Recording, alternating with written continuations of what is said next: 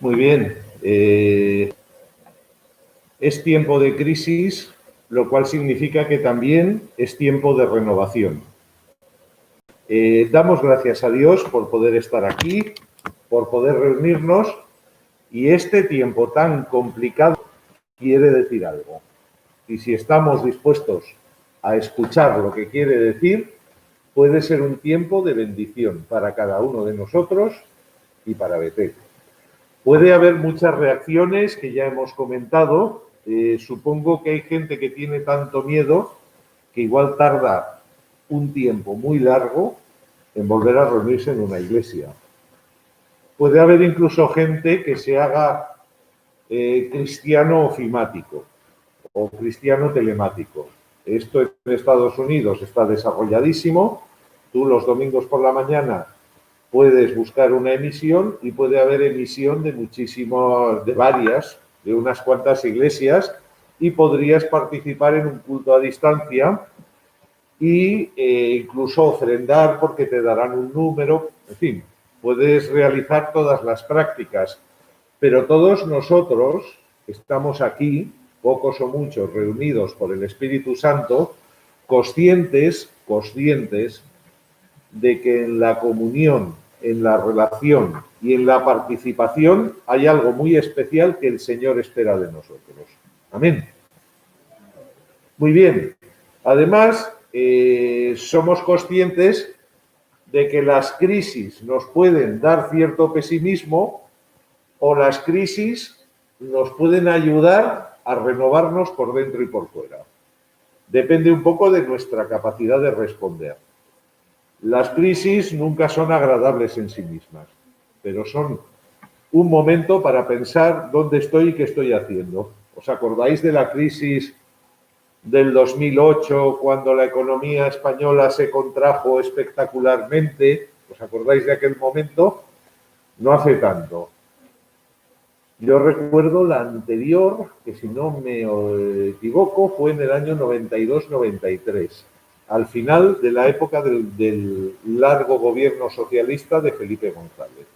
Cada 10, 15, 13 años puede haber una contracción fuertísima de la economía. En este caso, esta contracción era completamente inesperada.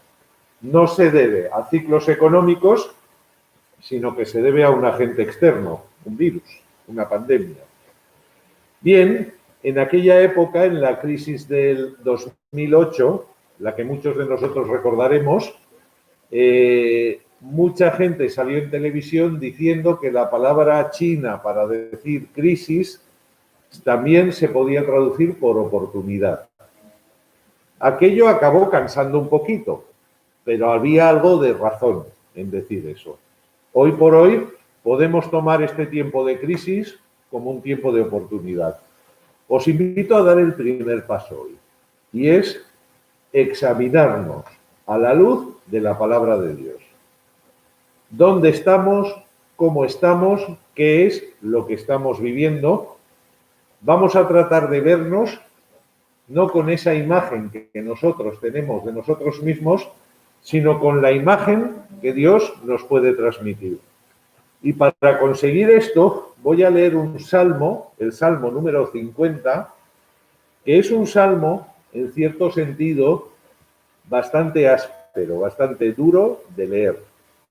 Pero creo que es un salmo escrito en la palabra de Dios para que reflexionemos y para que respondamos. A veces necesitamos de esa dureza, de encontrarnos con nosotros mismos y ver dónde estamos y a partir de ahí responder.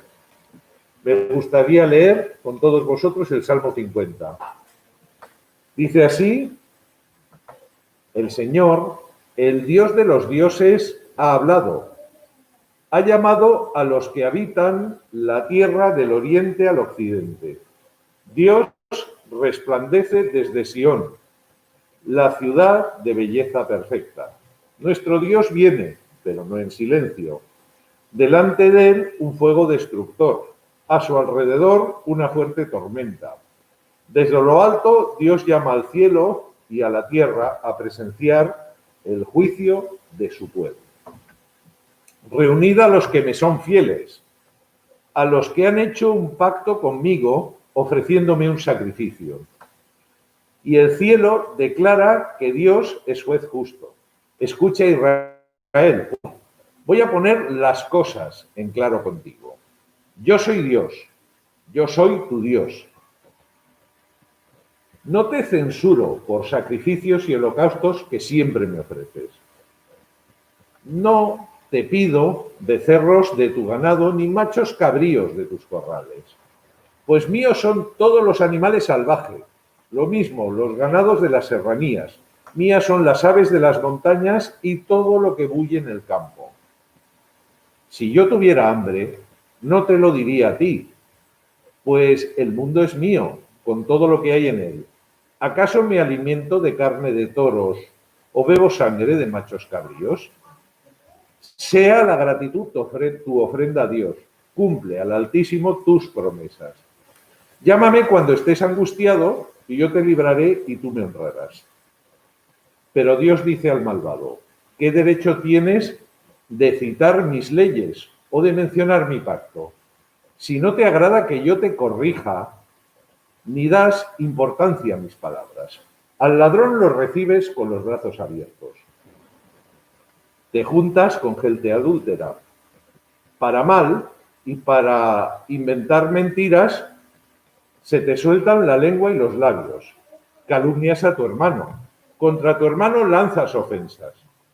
Todo esto has hecho y me he callado. Pensaste que yo era igual que tú, pero voy a acusarte cara a cara. Voy a ajustarte las cuentas.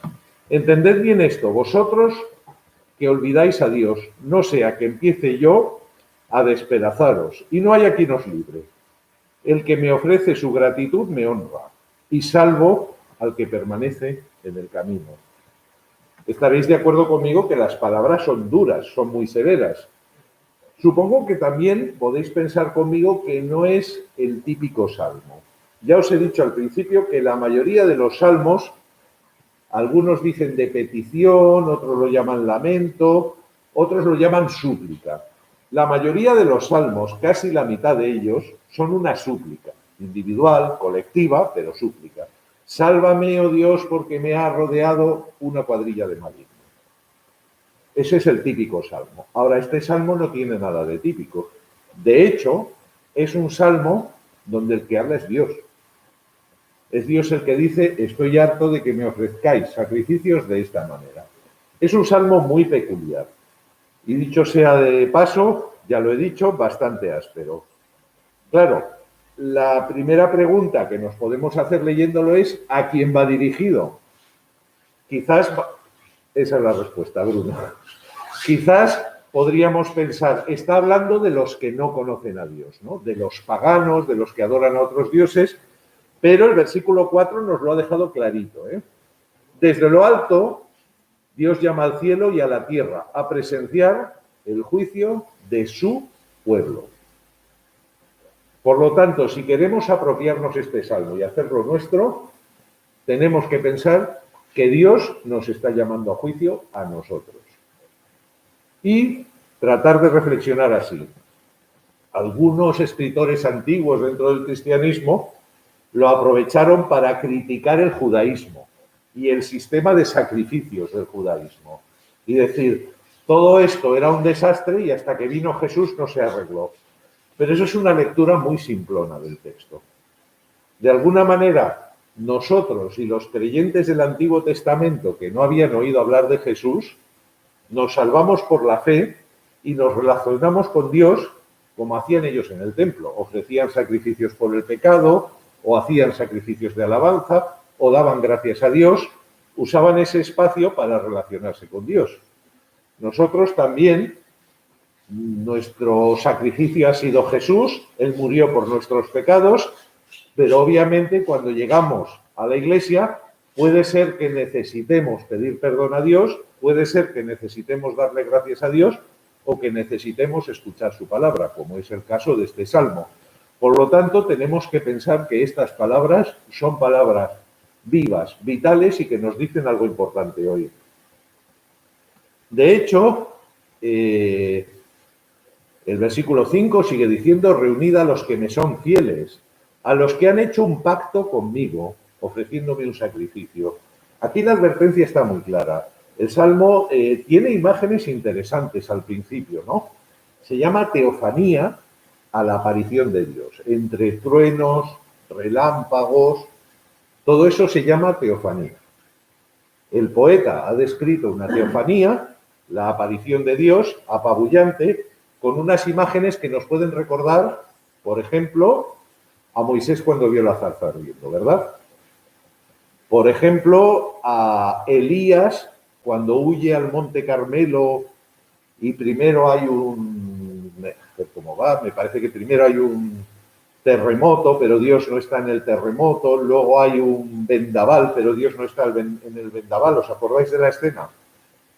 O podrían recordarnos a Isaías cuando está en el templo, tiene una visión y se siente tremendamente impuro porque Dios le va a encomendar una misión. Pero probablemente la imagen más importante que se está recordando aquí y que todo judío automáticamente leía este salmo, le venía a la cabeza, era la imagen del monte Sinaí.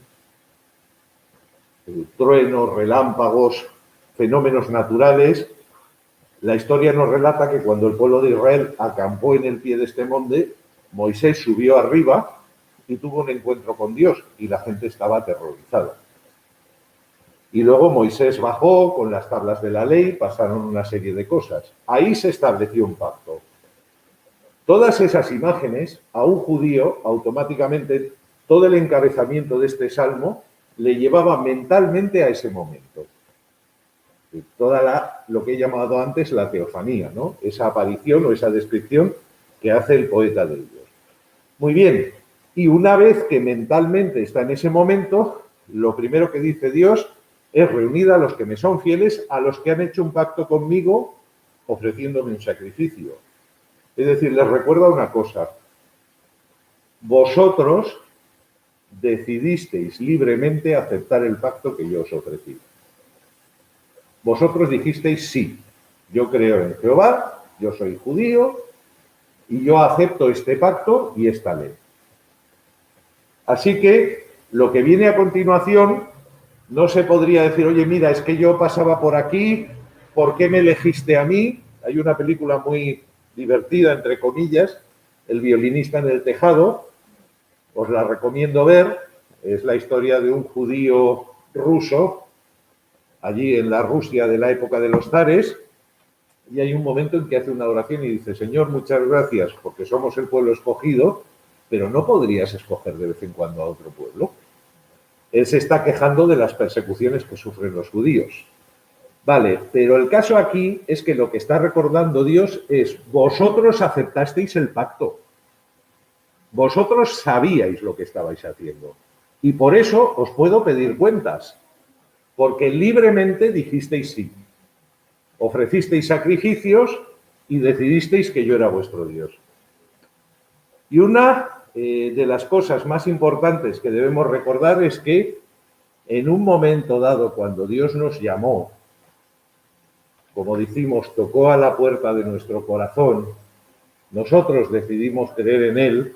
Por un lado, el Espíritu Santo obraba algo extraordinario, pero por otro lado, nosotros dijimos que sí. Decidimos decir que sí al Espíritu Santo. Y por eso Dios nos puede pedir que seamos responsables y que respondamos de las decisiones que se han hecho. Aquí, a partir de ese momento, Dios hace una curiosa metáfora como diciendo, bueno, ¿qué es lo que está mal aquí? Alguno podría decir, no, es que todo el sistema de sacrificios era un desastre. No. El sacrificios apuntaba, era la manera en que Dios se relacionaba con su pueblo.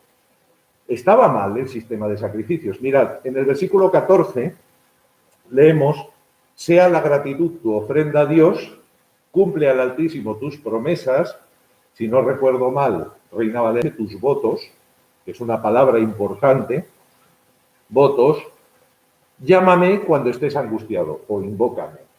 Es decir, no hay nada de malo en que tú vayas al templo, que ofrezcas ofrendas, que cumplas votos, que me invoques.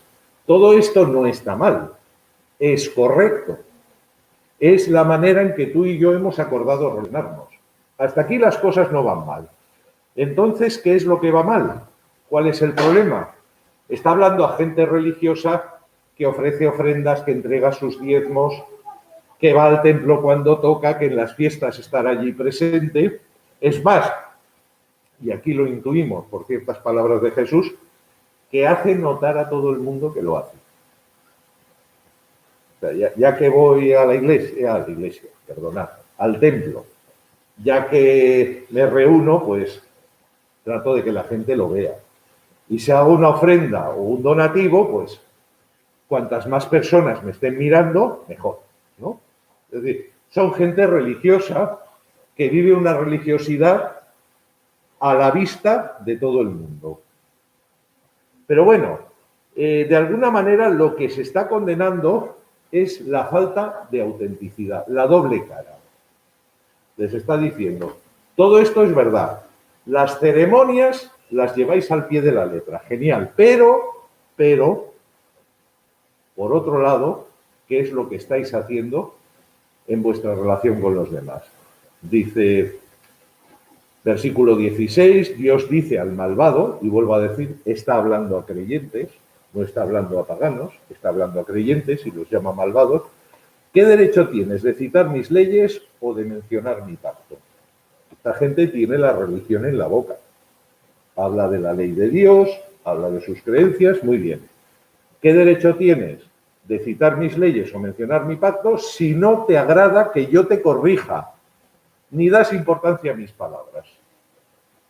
Estamos en un momento crítico para entender todo esto y nuestra actitud es fundamental para aplicarlo a nuestra propia vida.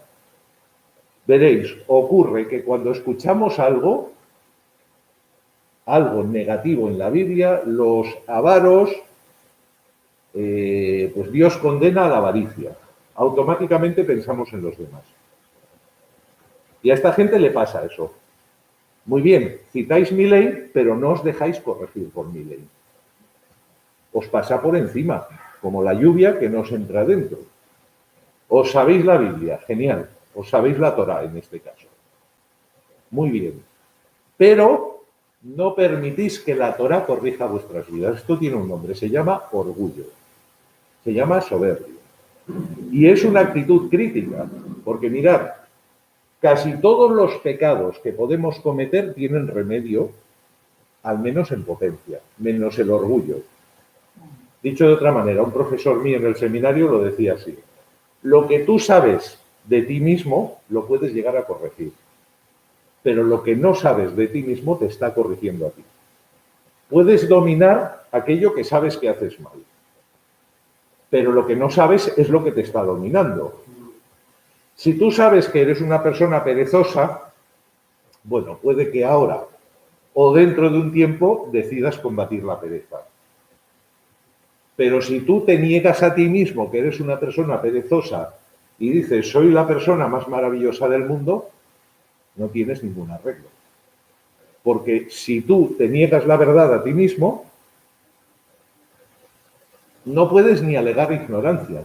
Porque cuando hacemos esto, que quizás en cierta medida todos los creyentes lo hacemos en algún momento, los seres humanos tenemos cierta dificultad para vernos como realmente somos. Nos vemos a nosotros mismos, aceptamos que tenemos algún defecto, pero pensamos que no tiene tanta importancia. Si en un momento crítico nos viéramos como Dios nos ve, yo creo que nos da un infarto. Sinceramente, nos maquillamos nuestra propia verdad y tratamos de ignorar las cosas que hacemos mal.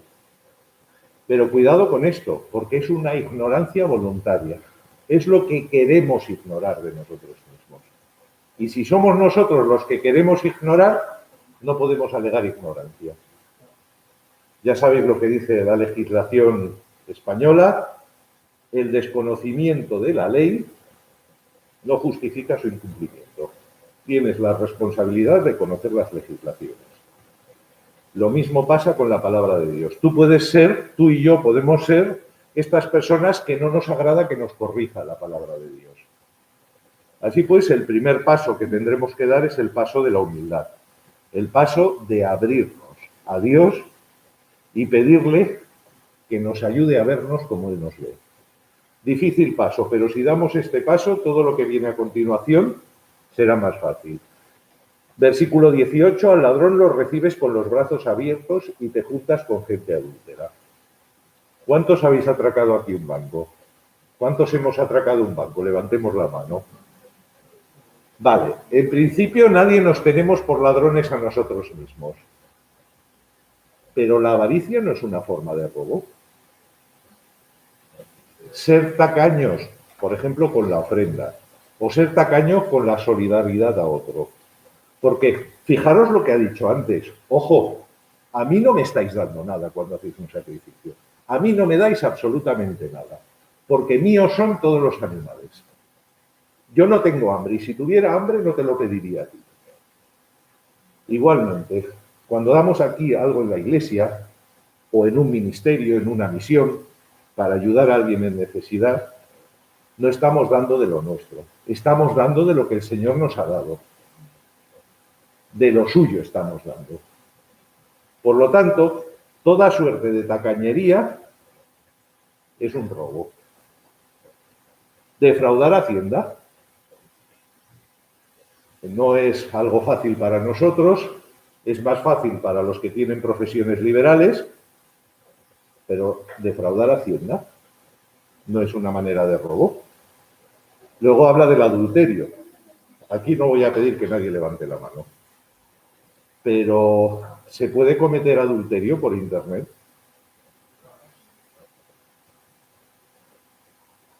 Seamos honestos, digámonos la verdad a la cara por un momento.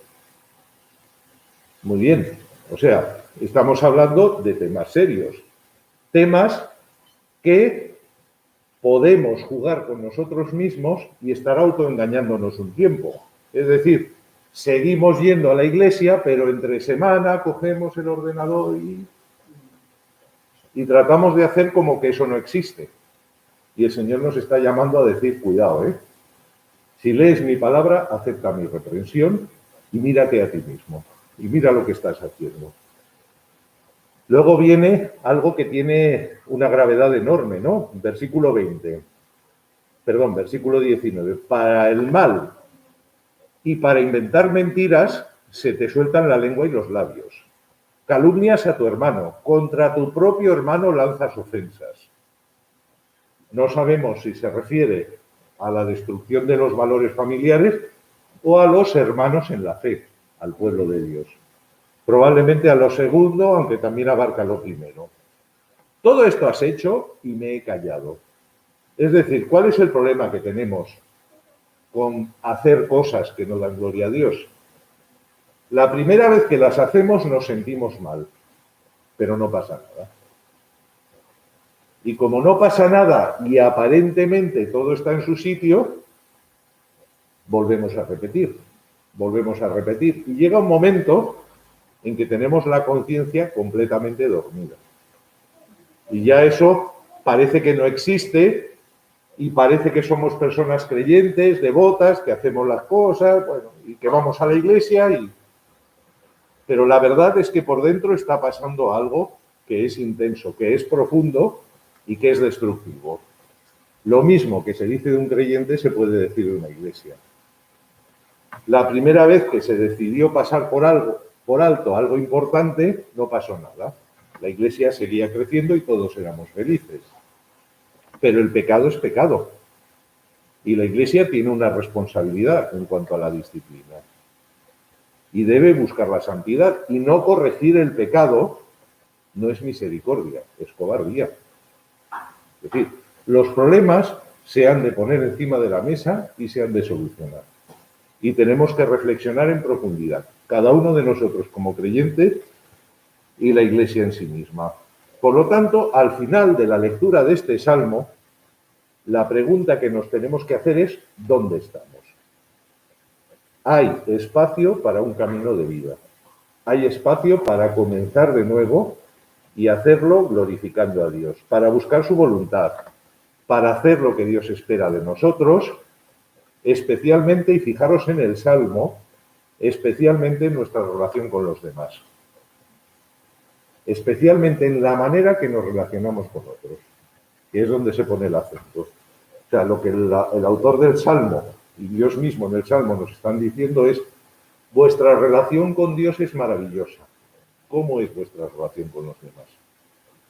Porque si vuestra relación con Dios es maravillosa, pero vuestra relación con los demás es mediocre, aquí hay algo que no funciona. En palabras de Juan en la primera carta, capítulo 3, el que no es capaz de amar a su hermano al que ha visto, ¿cómo puede decir que ama a Dios al que no ha visto? Es decir, esta incoherencia es la que de alguna manera nos puede ayudar. Amamos, somos generosos, perdonamos, somos fieles, cumplimos con la ley, digo lo de los impuestos que decía antes, ¿hacemos estas cosas sí o no? Porque si no estamos haciéndolas todas, el Señor espera un cambio y lo mejor es que este cambio se produzca hoy. Y si este cambio se produce hoy, esta crisis tiene mucho sentido y puede ser una renovación extraordinaria en nuestras vidas, en la vida de cada uno de nosotros y en la vida de Betel. Amén. Y eso es lo que espero que sea para todos nosotros. Mira, me gustaría volverte a leer el Salmo para terminar, pero he hecho una paráfrasis. Solo voy a leer a partir del versículo 4 y, digamos, he bautizado el Salmo. Ahora me vas a entender. Dice el versículo 4, desde lo alto, Dios el Padre que envió a su Hijo a la muerte para vuestra salvación, llama al cielo y a la tierra a presenciar un juicio, el juicio de su pueblo. Reunid a los que me son fieles, a los que han creído en mí y se han bautizado. El cielo declara que Dios es juez justo. Escucha, Iglesia, pueblo mío. Voy a poner las cosas en claro contigo. Yo soy Dios, yo soy tu Dios. No te censuro por las oraciones públicas y privadas que siempre realizas. No te pido ofrendas, diezmos y donativos especiales, pues míos son todos los recursos naturales del planeta y de todo el universo. Si yo fuera pobre, no te lo diría a ti, pues el mundo es mío con todo lo que hay en él. ¿Acaso necesito tu dinero? Todos los meses para subsistir. Sea la gratitud tu ofrenda a Dios. Cumple al Altísimo tus promesas. Llámame cuando estés angustiado, yo te libraré y tú me honrarás. Pero Dios dice al malvado: ¿qué derecho tienes a presumir de que eres cristiano y tienes la salvación? Si no te agrada que yo te corrija, ni das importancia a mis palabras. Eres un tacaño. Te gusta invitar a la iglesia solo a los que tienen dineros. Miras pornografía en Internet. Para ser un hipócrita y un murmurador se te sueltan los labios y la lengua. Calumnias a tu hermano. Contra tu propio hermano lanzas ofensas. Todo esto has hecho y me he callado. Pensaste que yo era igual que tú. Pero voy a acusarte cara a cara. Voy a ajustarte las cuentas. Entended bien esto, vosotros que olvidáis a Dios. No sea que empiece a despedazaros y no haya quien os libre. El que me ofrece su gratitud me honra, y yo salvo al que permanece en mi camino. Amén. Que el Señor nos bendiga. Vamos a terminar con una oración. Pues, Señor, te damos gracias por el presente. Señor, nuestra vida está en tus manos y te damos gracias por tu palabra. Padre, ayúdanos a tener un corazón abierto a tu palabra. Ayúdanos a reflexionar en aquello que hasta ahora no te hemos dado, pero que tú nos pides. Ayúdanos a ser fieles. Ayúdanos a ser santos. Ayúdanos a ser generosos. Ayúdanos a no practicar la murmuración. Ayúdanos a amarnos y a perdonarnos. Ayúdanos a seguir el camino de Jesús, Padre. Hoy nos comprometemos delante de ti a dejar atrás todas esas mediocridades a las que no damos importancia, pero no te dan gloria a ti. Hoy nos comprometemos a ser y a vivir como Jesús de Nazaret, Padre. Y hoy nos alegramos sabiendo que tú nos vas a bendecir. porque el que te ofrece gratitud te honra y tú le honras y salvas al que permanece en tu camino. Nosotros nos comprometemos hoy a seguir en tu camino. Bendícenos, te lo pedimos en el nombre de Jesús. Amén. Muy bien, hermanos. Un momento.